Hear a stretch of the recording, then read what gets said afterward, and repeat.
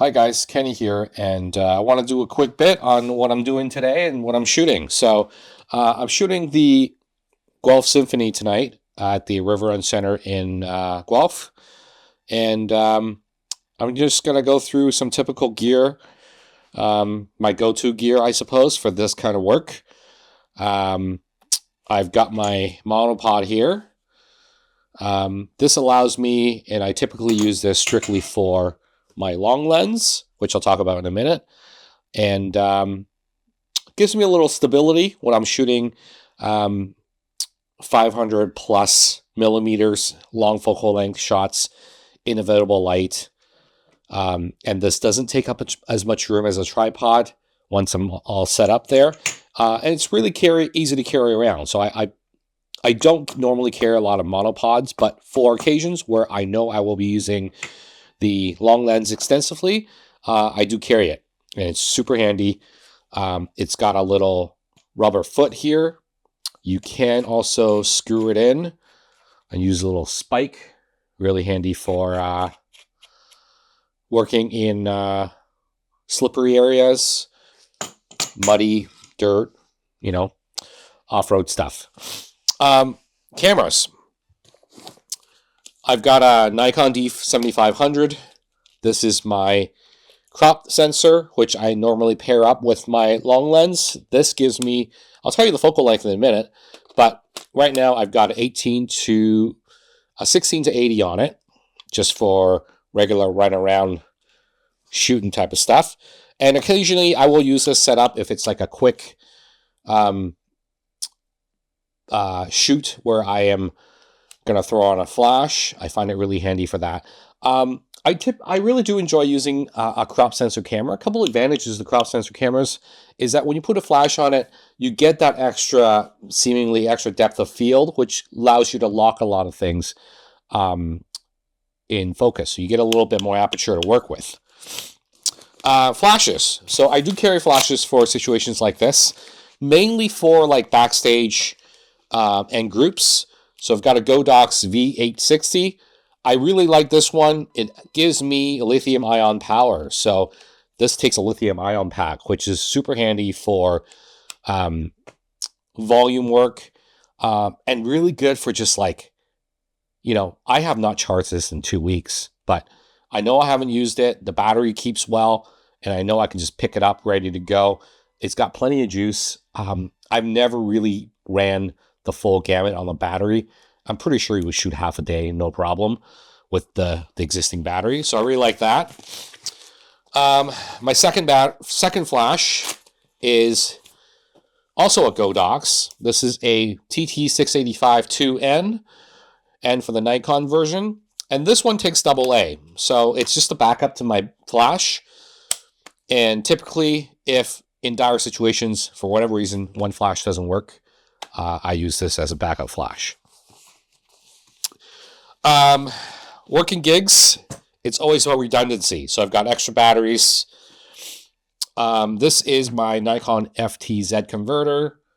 Converts a lot of my mirrorless bodies with the older Nikon lenses. So just a converter I carry just in case. This is my main workhorse currently. The Nikon Z6. I've got a battery pack, 2 batteries. I do find the batteries don't last very long, especially when you're out there in the field working. So this allows me to shoot a good chunk of my shots. We're talking like 5 to 1,000 shots, no problem. 2 batteries, I can kind of shoot all day with that. I've got a adapter because I was formerly a Sony. I was Sony curious. So this is a 2875 2.8 paired on a Sony lens paired on a adapter to adapt to the Nikon lens. Generally no issues. It's a light lens. You get the 2875 focal length in a 2.8 package. This is a Tamron lens. Fantastic. No issues with this whatsoever. Works well, and you don't have to carry that 24 to 75, 24 to 80, like 2.8. That's just much heavier. Sorry, like that. For anything that's wide, a little bit more wide angle, I do have a secondary lens. And again, these are all redundancy in case anything goes down. D780. I've had issues with this D780. It's kind of falling apart. The grip, the rubber here has fallen off. My rear thumb rubber has fallen off. It's gone through some use, but I just felt like it wore it out a little earlier than I expected. I did drop it.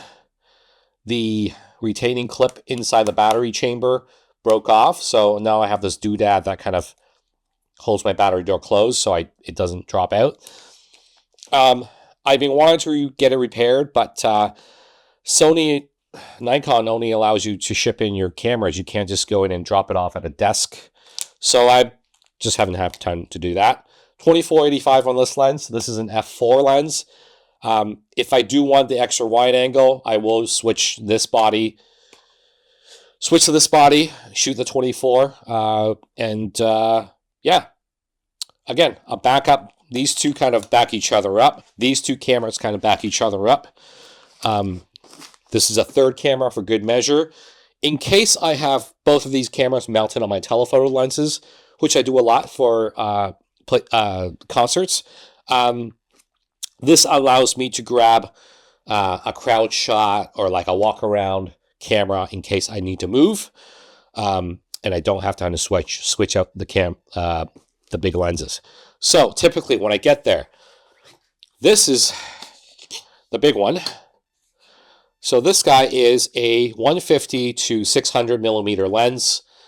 Doesn't really do it justice, but once I get the lens hood on and fully extend this, you can see the extent of this. It's a big lens. So I typically mount this on the D7500 or one of the full frames if I really need that focal length. But once it's on the D7500, I think at 600 mil and a 1.5 crop, I get about 900 millimeters of range. It's not the fastest lens in the world. It's a f5 to 6.3, but you make it work, bump up the ISO, do what you got to do. So this is a Sigma 150 to 600 contemporary lens. It's cool. It's got a little lock, so it doesn't,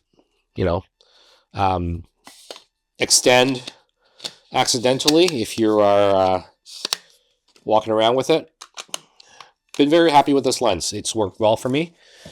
Something a little bit shorter. This is my trusty old, and I mean old. This is an 80-200 Nikon AFS 2.8. It's got no image stabilization, just old school short telephoto lens. I generally pair this to one of my full frame bodies. Sometimes, if I really want something compact, I'll pair it with the D7500. This gets me to 300 millimeters, which is still a pretty good range. And this just gives me options for having two bodies in case I need to switch from one lens to the other, depending on how close, how far some of that action is. So that's it. That's what I'm carrying for tonight. I'll talk to you later.